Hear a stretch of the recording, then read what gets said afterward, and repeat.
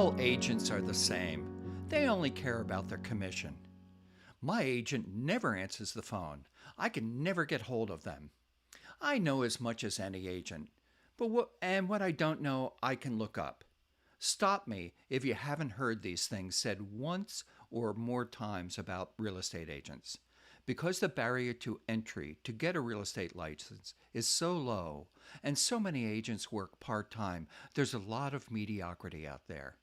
There is also the opposite, fully trained professionals who proactively continue to educate themselves on this ever changing market. Welcome back to Broker Talk, a weekly real estate show dedicated to uncovering and discussing best practices. I'm Larry Lawfer, your host each week, and joined by Jim Lowenstern, CEO of Castles Unlimited International. Our guest today is Tom Truong, and like so many other successful professionals, he's a lifetime entrepreneur, a seasoned realtor, a leader in our industry, for his community and for his culture. We all come from different places and experiences to serve our communities as realtors, and Tom Truong is one of the great ones. Thanks for joining us today, Tom. Well, thank you for having me, Larry and Jim. Appreciate you making the call to invite me. Hey, my first question is, I'm talking a little bit negatively about agents. Let's not talk about the negative things. They're not answering the phone, not getting back to people, not knowing the laws, not knowing how to Sure. fill out the paperwork. What are 3 or 4 characteristics that really good agents, all types, the quiet ones, the talky ones, what do they share? That's a great question, Larry. Yeah, I mean, so when your intro says that all agents are the same. So I guess in answering your question, I think the 3 highest um, traits that successful agents have, in my opinion, would be that first and foremost, they take this industry very seriously. This is their full-time gig. This is how they put bread on the table, right? This is their passion, their dream, their goals. That's number one. This is their gig. I think number 2, Larry, is they care about the customer. It's Mm-hmm. about serving your client, your customer, and not about serving you. It's about helping them with their needs, Right. their real estate needs, whether it's their first time buying a home, whether they're upgrading a home, whether they're downsizing because they're empty nesters, whether they're a real estate investor going from 2 properties to 4 properties. I think that's the second trait is great agents, great professionals really think about not what's in it for me, but how can I serve you? That's the second one. And number 3,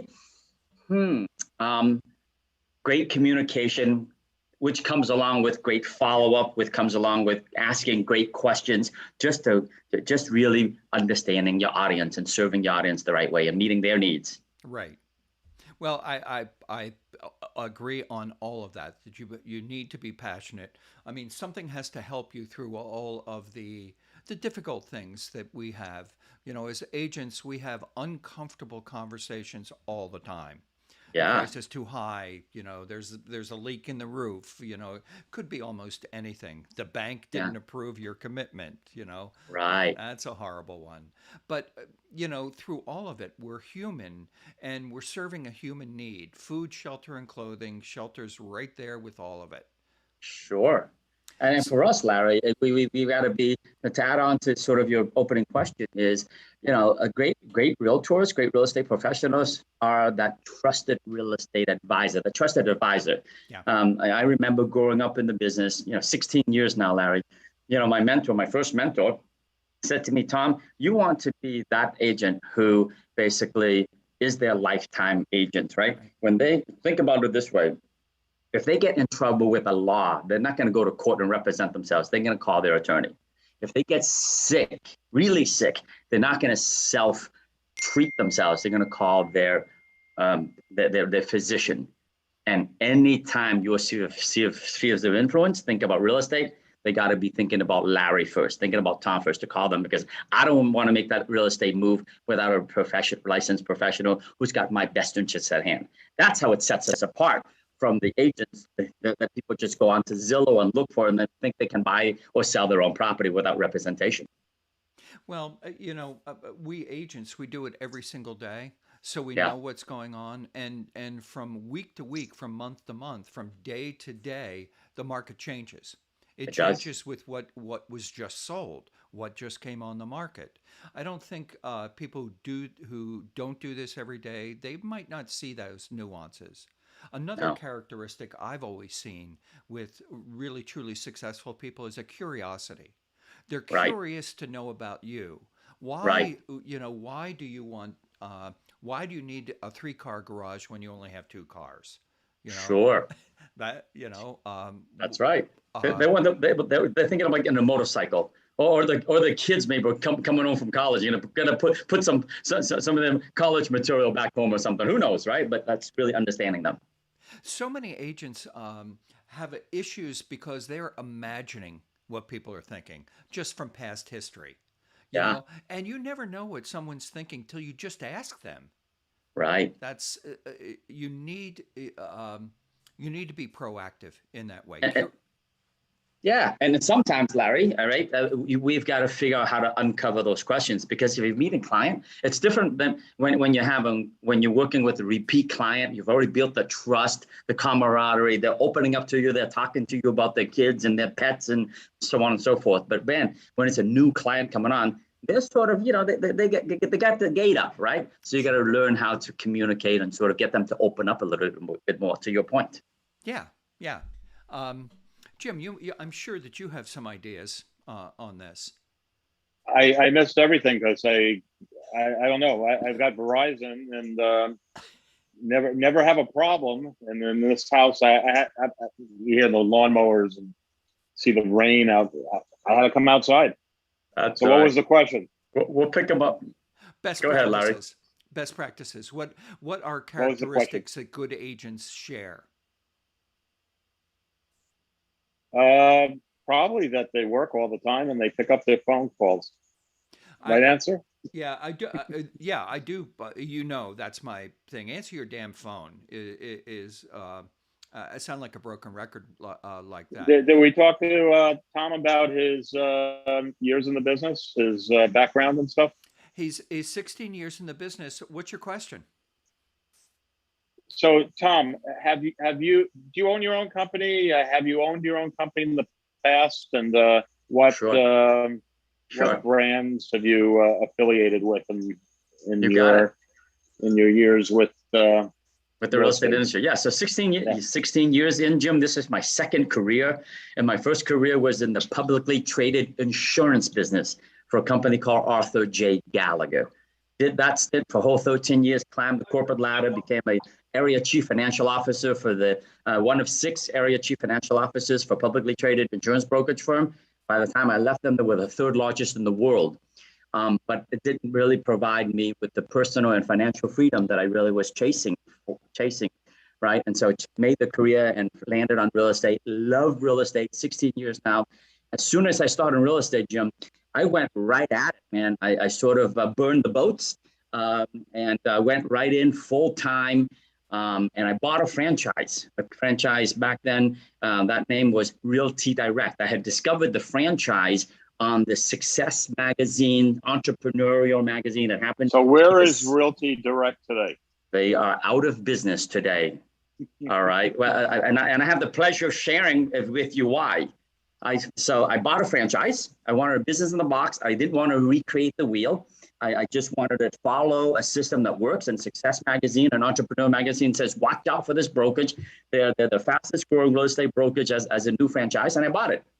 One office turned into, that is 2005.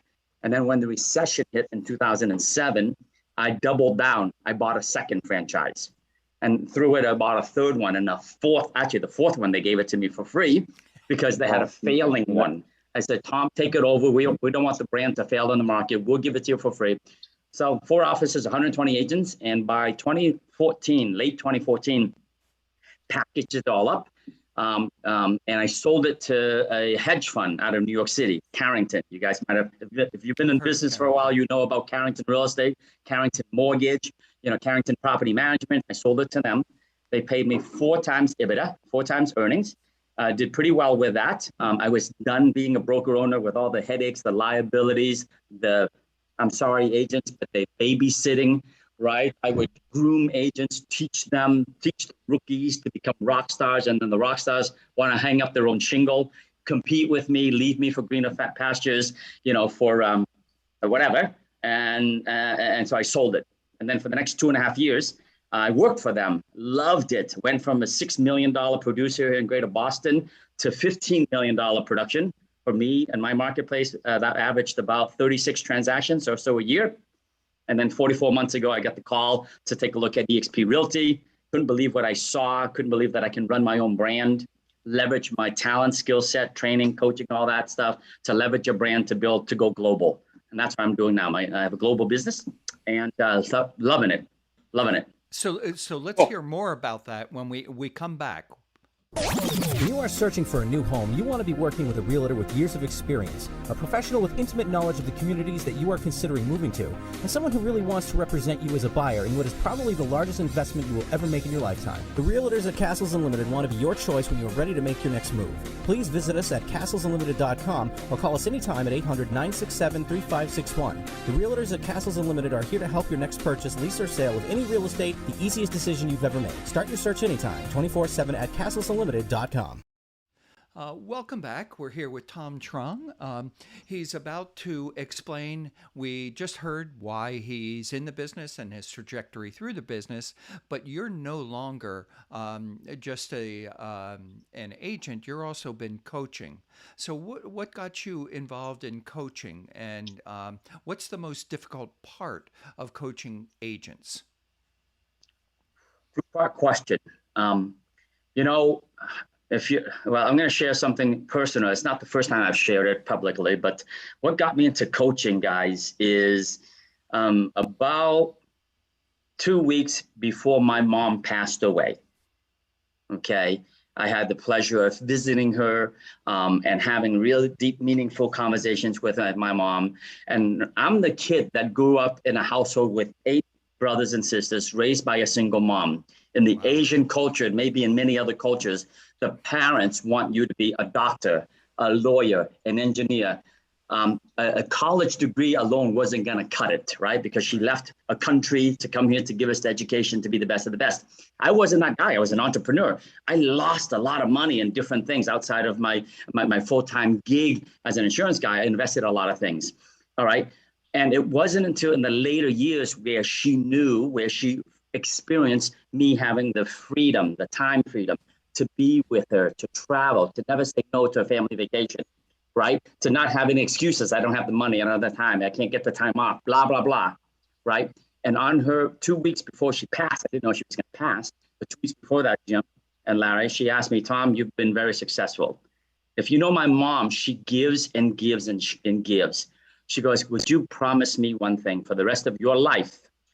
Will you help at least 100 people? For me, that was real estate agents, to become personally and financially free, to have the lifestyle that you have, to change their life so that on their deathbed, they remember that you've made a difference in their life.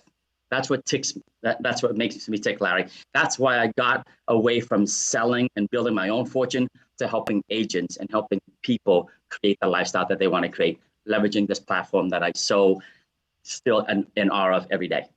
You are the president of the National Asian Real Estate Association, aren't you? Yeah, ARIA, the Asian Real Estate Association, 17,000 members, 42 chapters, US, Canada, and we launched ARIA Global a few years ago. Yeah, I gave, it's a nonprofit organization. I gave of my time, my energy, my resources to travel the country, to inspire and to lobby on locally and on in Washington D.C. for sustainable housing. I worked along with not just the Asian American community, but the Black community, the Hispanic community, Women's Council, the gay lesbian groups, to basically promote fair housing, to promote sustainable housing. That's my passion. Again, leading back to the road where my mom asked me to serve our communities, serve the National Association of Realtors, right? So I serve, Larry, I serve with the Greater GBAR, the Greater Boston Association. I've served on the Massachusetts Association, as well as the National Realtor Association. I have this mantra, my hashtag, do well, do good. Do well, do good. When we do well, it's our responsibility to do good for our communities. What about your other brothers and sisters? What are they doing? Are they Yeah, entrepreneurs? we got 3 doctors, Yeah, 3 engineers, right, and 2 entrepreneurs. that's interesting. Yeah. Yeah. So the comparison between running an office, Realty Direct, Yeah. and then I guess being on salary with With Carrington, and then what you're doing now. Do you have more time now? I have a lot more time and freedom now than I did running an office. Man, 9 years running a real estate brokerage, 4 offices, right? It was night and day. I So remember 120, yeah. So 120 agents. How many didn't do any business at all? Oh, you and I know that answer. About 40% did zilch. When I say zilch, I mean 40% did less than 2 transactions a year. I mean, if you're doing less than 2 transactions a year, yeah, you're not really an agent. You're not right? even paying your realtor dues. That's right. So 40%, Jim, was the number. 60%. 60% did something, and I would say the old Pareto rule, right? 20% crushed it. And the reason I sold, Jim, is because my 20% were making 2 to 3 times more money than me, had more time and financial freedom than me. I was strapped with $80,000 per month, carrying 4 payrolls, 4 office, rent, heat, electricity. It was driving me nuts. Yeah. So Carrington bought all the offices from. They bought 3. I shut 1 down. Oh, but they didn't buy like the other franchisees around the country. So here's the rest of the story. Over the next 2 years, I facilitated them, the rest of the franchisees, the biggest, most profitable one, I facilitated all of their sales to Carrington Real Estate. That's why they don't exist anymore. Right. So you were the franchisee that put them out of business. The franchisor, when I gave the franchisor notice that I was not going to renew my franchise, he was scratching his head. Well, Tom, tell me what you're doing. I said, Tip, this is not the right time to have this conversation, right? Why don't I give it a shot for 3 months? I promise you, I will fly to Washington, D.C., 3 months on the day, and I will share with you the real deal. If it doesn't work out, please take me back. Just give me a 3-month trial period. 3 months later, I showed him everything, and we facilitate over the next 3 months for him to roll his whole franchise into Carrington. You helped the whole franchise transition to Carrington. Into Carrington, yes, sir. About 800 of us. Yep. That's quite a legacy. But now you're just focused on the coaching, and I know that you had a coaching session today. So I did. We had a room full of people here today. They took off. I said, "You guys got to get out of here. I got to hop on a call with Larry and Jim." Yeah. So today, my business now spans. So I started with the new platform 44 months ago, with just me, my wife, and 1 buyer's agent, Evan. Right. And I did not poach. I did not go after any of the agents at Carrington. I left on the high road. Right. And I said, there's 2 million real estate agents across the United States, 20 million agents across the world. I don't need to sort of worry about what happened at Carrington, right? So after basically 4 to 4 months, our business is now went from 3 agents in Massachusetts, really just Greater Boston, to now 31 states as of yesterday, and 4 countries with a sales organization of over 900 agents. Right, in that short period of time. And if you understand the model, I get referral income. I get every time an agent closes a deal anywhere in the world, I get a piece of the referral action. Sure, a bunch of franchises do that now. Yeah, and some of them are publicly traded. We're Jim and I have been talking about a show talking about that aspect of the business where publicly traded companies are competing with privately owned, like a Keller Williams. Tech company. Everybody calls themselves a tech company. Yeah, all great companies. Compass, KW. There's a new company called Real now. They're all great companies. I'm a firm believer, guys, that it's not one size fits all. Right? There are some agents who is not built for our platform, and we totally get it, and so on and so forth. There's plenty to go around. Yeah. There really is. And when we get back from this second break, I want to talk You about do. the characteristics. Like there are people who are outgoing, there are people who are shy. How all of this fits into a coaching situation, how you can be successful. We'll be Yeah. right back.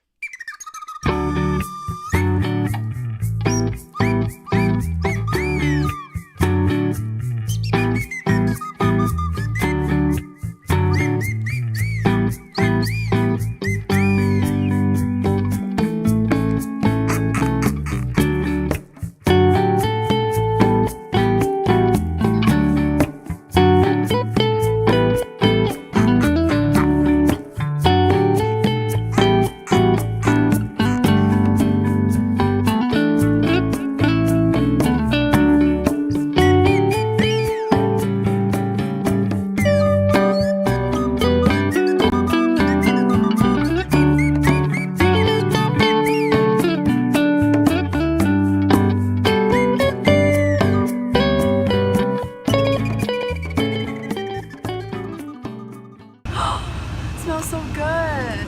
One. Hey, folks, we're back here with Tom Truong. And Jim, right before we had a break, we lost connection, but you had a question. Yep. Yeah. So, Tom, what do you do as far as investing in real estate for your own portfolio? Sure. So 16 years ago, Jim, when I got into the real estate business, my coach again says, Tom, if you're going to help people create wealth in real estate, you got to be doing it yourself. So my mantra, my goal each and every year for the past 16 years has been to buy at least one home a year, one property a year. All right. So if you do the math, I have about 16 doors today in real estate, and I still have that today. I also flip houses. If you guys know the brand We Buy Ugly Houses, I was one of the early comers to We Buy Ugly Houses. I sold that in the end of 2019 to focus more on the EXP model, right? But I also flipped a lot of houses for many years. And I own property today, mostly residential properties. Half of my portfolio now, Jim, is in the traditional rental market, long-term leases, a year-long leases. And then the other half are on Airbnb. All right. I'm a big Airbnb user, also a very early adopter of Airbnb. I think it's going on now for me 14 years as an Airbnb host and Airbnb user. All right. And then, so that's my adventures in real estate. And adventurous it is. Generational wealth was a phrase that you used earlier today when we were talking, and generational wealth is enough wealth not just for your generation but for future generations as well. Yeah. And quite often, the wealthiest people in the entire world, the ones that aren't in tech, are in real estate or real Right. estate holdings or something like that. Not everybody gets there. You know, No. the Pareto principle, 20% of us will get there. Like Yeah. school, A students and people who aren't A students. Right. What do you have to overcome to be a successful person in real estate? You know what? Generational wealth. So the average renter basically has a net worth of under $5,000. It might be even like half of that. The average renter has a net worth of that. Okay. The average homeowner, even if you just own one home, has a net worth, I believe, of over 6 figures. That is a massive difference in net worth. Yeah, it is. Right. So in our work, whether it be at the local association level or at ARIA, the Asian Real Estate Association, we promote housing. All right. So I think the first step is making sure people understand the difference between renting and owning and what it means for you to build wealth. In our system, as we all know it, having real estate is the best and fastest and probably the most safest investment that you can make is to own your own home. The banks believe it because they give us the best financing, the best interest rates for that, right? Sure. I'm preaching to you guys. I'm preaching to the choir. We all know that. But it starts with home ownership, right? Yeah. And creating that generational wealth, because one single family home, or if you can't even afford a home, start with a condo, right? And then work your way up And then Well, a if you condo is a can, home. what's Condo that? is a home. A Condo is condo is, absolutely a home, yeah, 100%, Jim, right? Start with that and then I challenge the audience here, even the real estate agents here, try for the rest of your career in real estate, buying one more property a year. We are out teaching our clients every day to buy houses. We don't teach our clients to rent, do we? So we as agents should be doing this ourselves. Buy one a year. Before you know it, 16 years later, you're sitting on a massive portfolio with equity and you're getting cash flow. Well, I'm going to push back there because let's not talk about the 20%. Let's talk about the 50% of agents. Some Yeah, of them are doing, I think the average is 4 deals a year, maybe it's 5 deals a year. You're right. barely making it at that point. Sure. You need a down payment. You know, you can't buy a property. You have to be solvent. You have to have good credit. So there's some hoops to jump through before you become an well, you can investor. buy low price properties. Yeah. And if you think about it, a lot of times they're like penny stocks.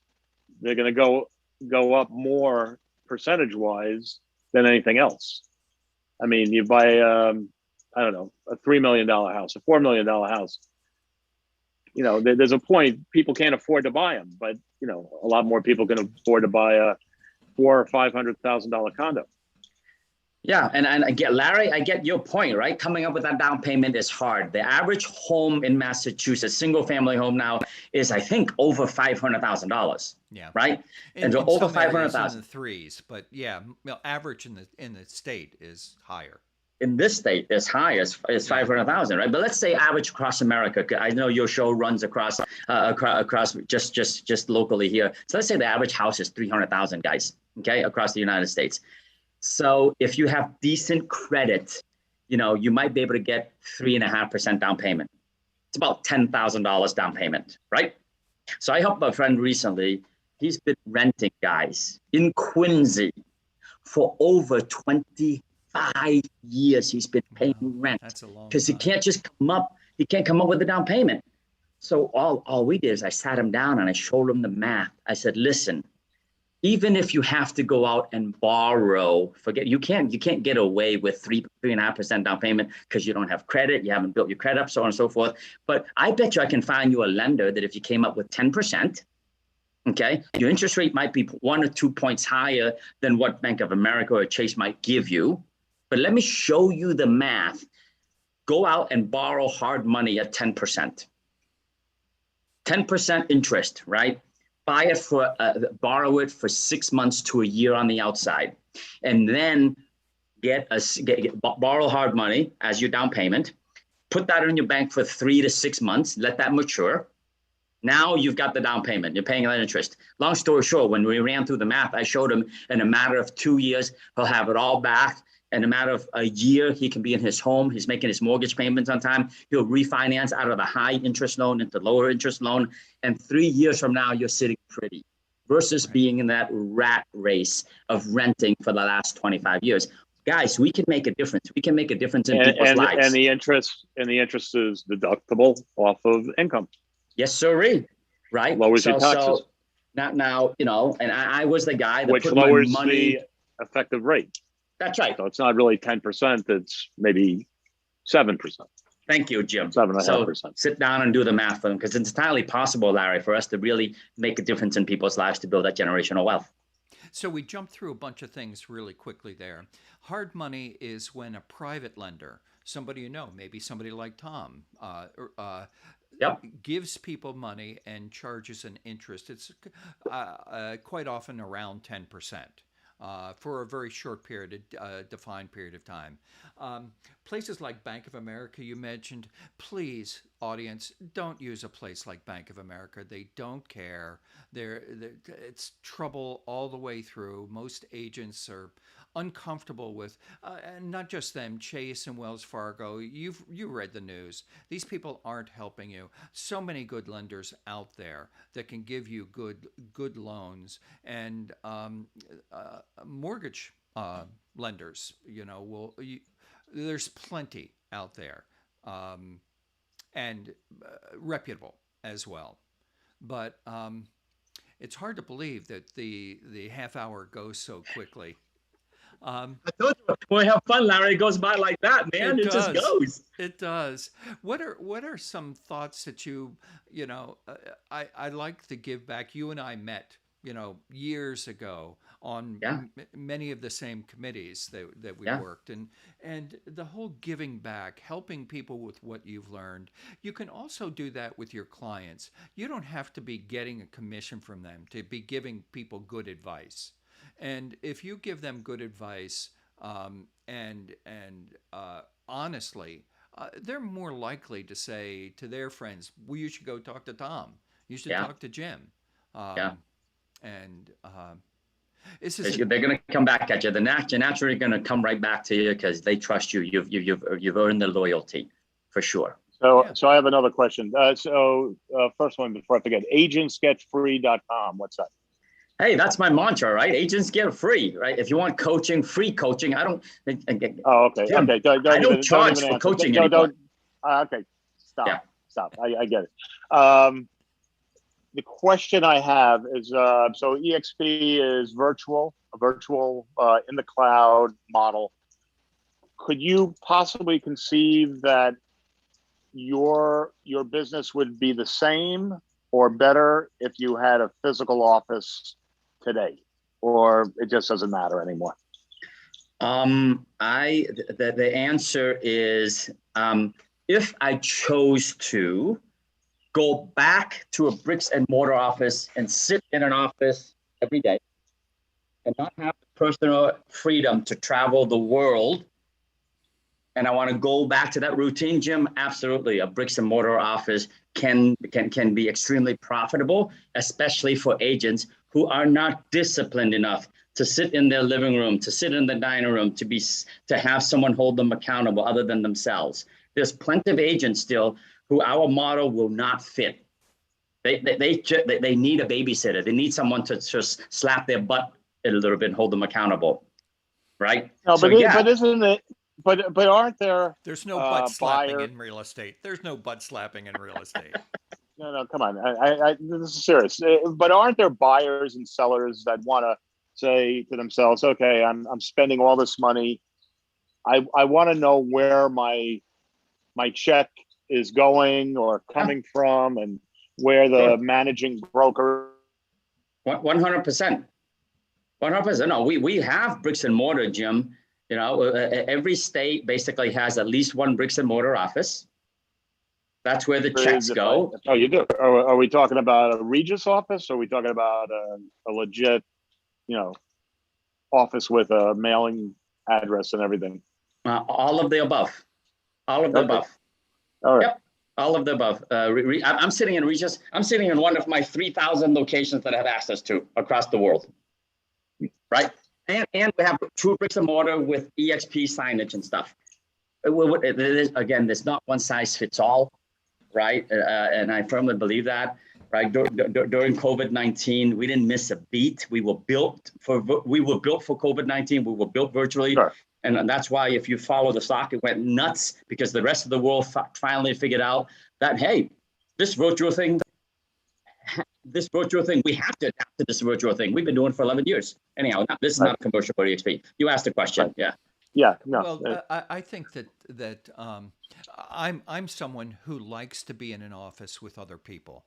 I think that there's a great deal of back and forth, and certainly we've been in enough meetings that people talk back and forth, and you get new information that you hadn't even thought of. Someone is studying something. Maybe it's a zoning issue in a town, or maybe it's affordable housing, that the whole affordable housing thing and affordable rentals right now are crucial for this area because it's so expensive. Sure. We could go on and on. It's been such a pleasure to have you with us for this brief period of time. Tune in next week, back to Broker Talk, and we'll have another great guest just like Tom Truong. Thanks, Tom. Yep. Nice meeting you, Tom. Thank you, Jim. Thank you, Larry. Appreciate you guys. That was fun.